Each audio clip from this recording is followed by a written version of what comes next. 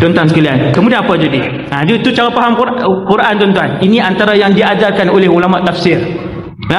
Masalah paling besar dalam ayat 93 ni ialah kaum di situ bahasanya tersangatlah pelik. Tidak ada siapa di dalam alam ini, hampir tidak ada yang memahami bahasa mereka. Kemudian akhirnya dapatlah diterjemahkan, qalu ya Dzul Qarnain. Mereka kenal Dzul Qarnain, kata ulama. Tuan-tuan, ini bukan kefahaman saya tak bawa satu pun kefahaman saya, kesemuanya daripada Ibnu Katsir, Al-Qurtubi dan sebagainya.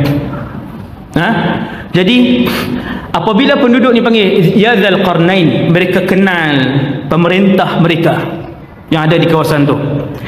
Inna Ya'juj wa Ma'juj mufsiduna fil ard. Wahai Dzul Qarnain, kami ada satu saja masalah yang paling besar.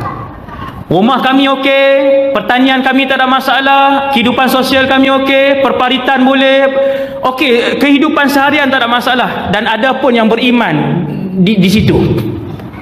Dan ada masyarakat yang beriman di situ. Cumanya Dzulqarnain tambah dakwah lagi di kawasan tu. Subhanallah. Dan kemudian masalah kami satu saja. Sesungguhnya ada dua kabilah, Ya'juj, Ma'juj, dua kabilah. Orang-orang yang membuat kerosakan di muka bumi. Maka dapatkah kami memberikan sesuatu pembayaran kepadamu supaya kamu membuat dinding antara kami dan mereka? Itu dia permintaan dia. Apa ulama sebut pada kita, tuan-tuan? Satu, penduduk kawasan tu dia dah tak boleh tahan dah dengan kerosakan yang dilakukan oleh Ya'juj wa Ma'juj. Setiap kali mereka keluar daripada kampung mereka mereka akan membakar tanaman, mereka akan membunuh, mereka akan merogol, mereka akan merampas barang-barang kami, mereka akan membakar rumah-rumah kami. Kami tak boleh tahan dah. Dan bilangan mereka tersangatlah ramai. Wahai Dzulqarnain, boleh tak bina satu tembok yang memisahkan kami dengan mereka? Kata para ulama, gunung tu dia macam ni. Ni gunung luas lah, gunung tinggi-tinggi semua. Kemudian ada satu fathah di sini, ada satu ruang di sini tengah ni. Maka ruang di tengah ni lah, tapi tinggi lah, tuan-tuan, bukannya ni kan gunung ni, gunung yang besar, gunung azim. Jadi ruang di tengah ni lah yang penduduk kawasan ni, di sebelah sini apa nama ni, Ya'juj wa Ma'juj. Penduduk di kawasan ni minta, boleh tak kami nak bayar upah? Dia nak bayar upah kepada satu orang raja yang kekayaan daripada barat ke timur. Ulama tafsir kata daripada sini kita dapat tengok IQ mereka rendah. Di sini ni penduduk ni, dia tak berapa IQ, tak, memang disebut begitu. Dia sebut kaum bidaiyah. Orang yang satu kelompok manusia yang IQ mereka rendah, sama macam Ya'juj wa Ma'juj di sini. Tapi sama-sama rendah lah IQ tu, orang yang tak ada pendedahan sebagainya. Jadi dia nak upah, tuan-tuan. Dia kerajaan kecil je, dia nak upah kepada Dzulqarnain. Jadi upah tu sangatlah, orang kata apa, sangat jauh lah, benda tu sangat jauh. Kerana kekayaan di antara dua kerajaan yang kecil dan kerajaan yang sangat besar tadi ni, orang kata tak padan lah dengan 1,000 ringgit yang kamu ada dan juga 1,000 bilion yang dimiliki oleh mereka. Nak upah 1,000, macam itulah kita kata. Ni ulama huraikan benda ni. Sama yang berlaku ketika mana Balqis ataupun Pemaisuri Balqis tu, raja, ratu kan, waktu dia pergi ke apa nama ni, dia hantarkan hadiah kepada kerajaan Nabi Sulaiman. Bila Nabi Sulaiman ajak masuk Islam, dia bagi hadiah. Maka Nabi Sulaiman jawab, atumiddunani bimal, kamu bagi duit kepada aku? Nabi Sulaiman ni mutiara dan permata-permata mahal dia arahkan jin, dia pergi ambil untuk dibuat jalan, bangunan, patung-patung besar yang dibenarkan pada syariat zaman tu. Patung-patung besar ni, apa semua ni, pergi ambil je setiap mutiara yang mahal apa semua tu. Kerajaan, kekayaan dia. Maka bila ratu ni kaya juga, bagi harta, kita katalah bagi 1 juta ringgit. Maka Nabi Sulaiman tanya, atumidunani biman, Kalian bagi duit, hanya sahaja Allah Subhanahu Wa Taala memberikan kepada aku benda yang lebih apa? Yang lebih berharga, yang lebih bernilai daripada hadiah kecil kalian. Kata Nabi Sulaiman, bal antum bihadiyatikum tafrahun. Bahkan kamu dengan hadiah kamu tu kamu berasa seronok. Kita dengan hadiah kita bagi tu berasa. Nabi Sulaiman yang tu tidak bernilai di sisi kekayaan dia yang besar. Samalah macam Zulkarnain dekat sini. Yang mana kekayaan dia daripada barat ke timur, tiba-tiba satu kabilah kecil nak bagi upah kepada dia. Apa jawab Nabi Sulaiman? Zulkarnain, nak kena berhenti tu. Kan, tak boleh dah. 12-20 dah. Kan, kita berhenti. Zulkarnain jawab apa? Qala ma makkanni fi rabbi khair. Apa yang telah dikuasakan oleh Tuhanku padaku, apa yang telah diberikan oleh Tuhanku padaku adalah lebih baik. Nabi Sulaiman kata, hak duk ada pun banyak sangat dah. Kekayaan barat ke timur, tuan-tuan, banyak mana? Bukan gaji sebulan 10 juta ni, ni kekayaan Zulkarnain ni. Bukan sebulan 10 juta.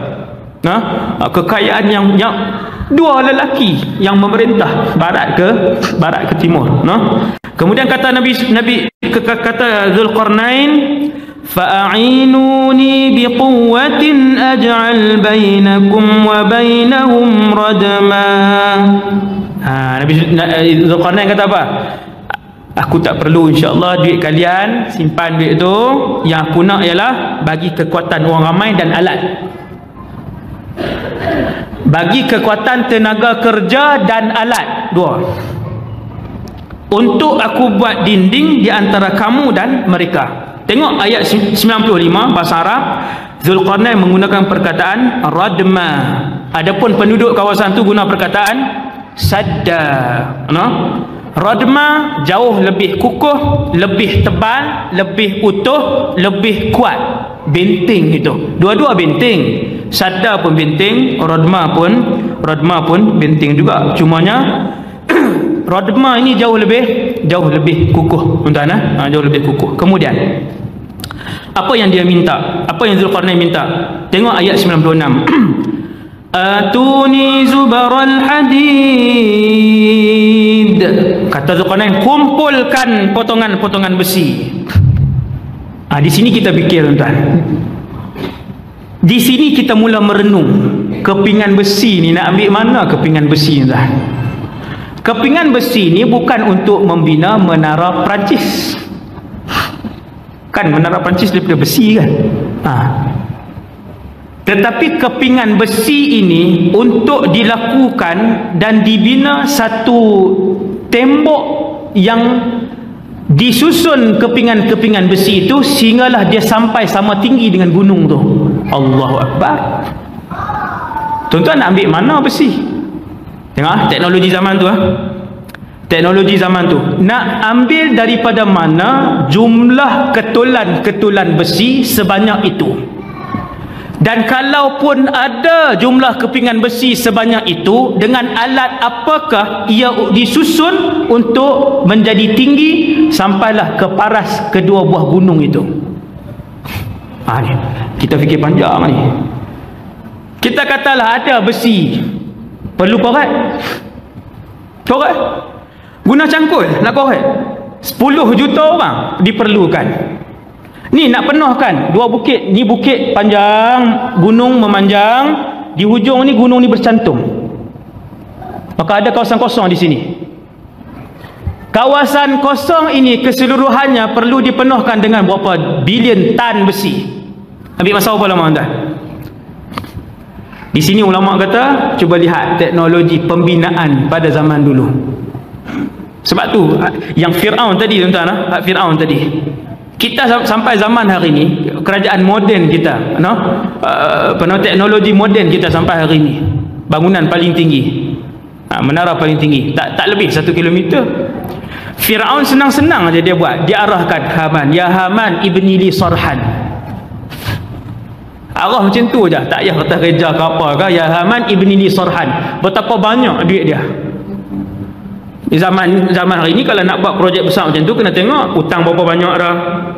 Oh, duit tak cukup, kalau buat lagi bankrupt kalau zaman hari ni. Kaya Firaun zaman tu, ya Haman, ibni li sarhan, buat satu menara, tak payah tinggi sangat, sebelah 15 km cukup. 11 batu tuan-tuan menara tu. Sarh tu. Sebelah batu punya tinggi. Kata Firaun, aku nak naik menara tu. Takkan jalan kaki naik. Takkan dia nak apa, nak naik ke atas. Mesti ada lagi teknologi moden lain yang mengangkat Firaun naik ke atas. Lift lah zaman ni tuan, lift. Kan? Pijak tu. Subhanallah. No?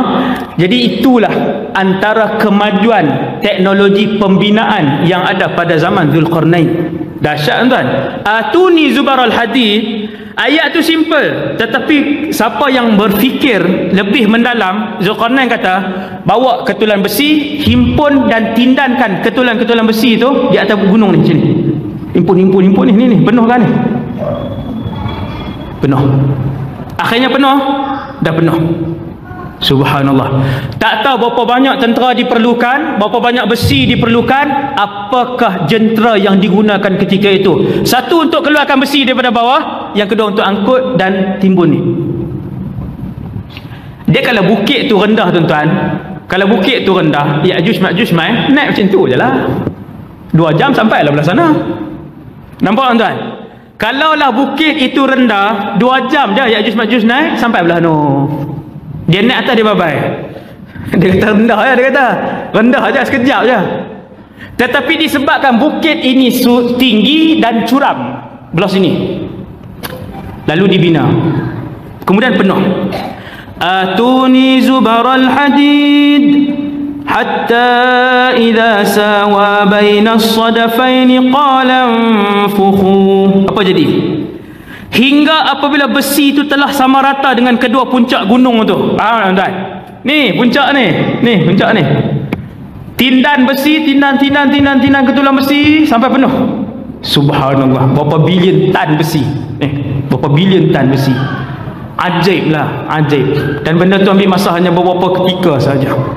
Nah, kemudian apabila besi-besi itu telah pun ditindan, tiuplah api. Bakar apa tuan-tuan? Besi ni. Maka diletakkanlah kayu di celah-celah ni. Kayu. Kita tak boleh bayang lah. Kayu apa pula dia letak? Macam mana pula dia ambil kayu-kayu tu diletakkan di celah-celah ni? Allahu Rabbi. Setelah diletakkan kayu-kayu ni, dibakar. Maka terbakarlah besi ni, tuan-tuan. Panas ke tak tuan-tuan? Saya tanya. Ni masalah yang ketiga. Kita bakar satu longgokan 10 ataupun 20 meter, kita dah tak boleh berdiri dah dengan longgokan sampah ataupun api tu. 10 meter tak boleh dah, 20 meter tak boleh dah, bahang dia. Apatah lagi yang dibakar ni adalah besi yang ketinggian dia mencecah berapa kilometer, kemudian bakar. Dia guna teknologi apa pula? Yang ni Quran tak cerita.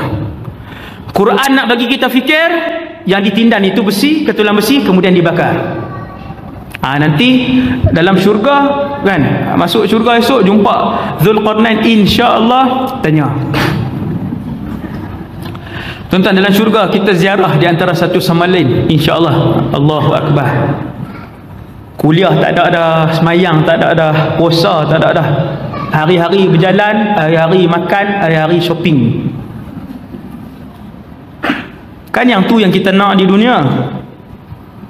Yang itulah yang Allah bagi dalam syurga. Sebab tu kejar syurga. Tajuk syurga pula 2 jam. Bagi mukaddimah tuan-tuan, cari. Tuan-tuan dengar tajuk syurga. InsyaAllah kurang hati kita untuk sujud pada dunia ni. Banyak dengar tentang syurga, seronok. Sebab tu orang soleh mereka kejar akhirat. Semayang. Kejar akhirat. Sebab nikmat syurga ramai orang tak tahu rahsia dia. Kemudian tuan-tuan sekalian, apabila dibakar, bukan sampai besi itu cair, bakar kemerah-merahan. Subhanallah. Zulkarnain arahkan pula untuk dituangkan tembaga cair. Allahu Rabbi. Macam mana nak pergi dekat gunung ni? Satu nak pergi dekat macam mana? Tuan-tuan boleh bayang tak? Maksudnya dia pun ada kren gergasi yang angkat daripada jarak jauh, dituangkan tembaga cair. Nak bakar di mana pula tembaga tu? Bukan boleh tak periuk buh tembaga bakar. Tuan-tuan, buh periuk, buh tembaga. Kacau macam dodol tu. Tak ada tengoklah tembaga tu. Subhanallah. Dan berapa bilion tan pula diperlukan tembaga cair untuk dituang daripada atas ni turun ke bawah. Allahu Akbar. Penuh persoalan. Bila kita baca kan, kita berhenti lama. Subhanallah. Teknologi zaman tu dibina dengan kepakaran yang dibawa oleh Zulkarnain. Punyalah dahsyat kerajaan dia, tuan-tuan. Satu pasukan mahir jurutera, satu pasukan engineer, satu pasukan arkitek, satu pasukan ulama bahasa, satu pasukan doktor. Zulkarnain bawa pada masa tu. Bila nak buat tembok ni, diarahkan pakar-pakar dia bincang. Hak ni buat pulang plan, engineering drawing, apa arkitek drawing, macam-macam. Bila dah bakar, Zulkarnain kata ni ayat ni.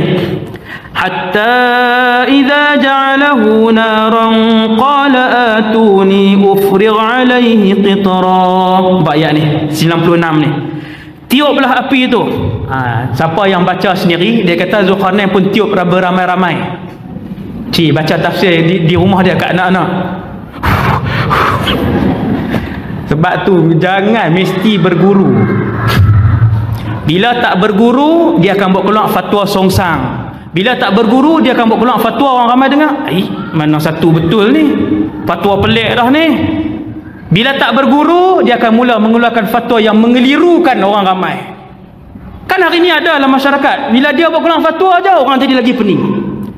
Bila hamba Allah ni buat keluar fatwa, orang jadi lagi pening, lagi celaru, lagi pecah belah, lagi orang jauh daripada agama. Nampak? Kan?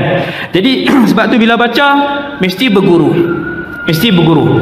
Tiuplah api tu hingga apabila besi tu sudah menjadi merah, bukan cair jadi merah besi tu. Berilah aku tembaga yang mendidih agar kutuangkan ke atas besi panas itu. Tuan-tuan jangan bayang dia bagi satu baldi itu ya. Beri, maksudnya Zulkarnain pun ambil lah satu baldi ni, dia pun tuang. Gunung cik oi, gunung. Ni gunung ni, gunung. Allahu Rabbi. Bermacam-macam yang kita fikir secara mendalam. Bagaimana dalam keadaan besi yang sedang memanas itu, yang kita yakin ketulan besi yang sedang dibakar, yang tinggi dia berkilo-kilometer tu, kepanasan dia mesti jarak jauh berkilometer, kita dah rasa dah.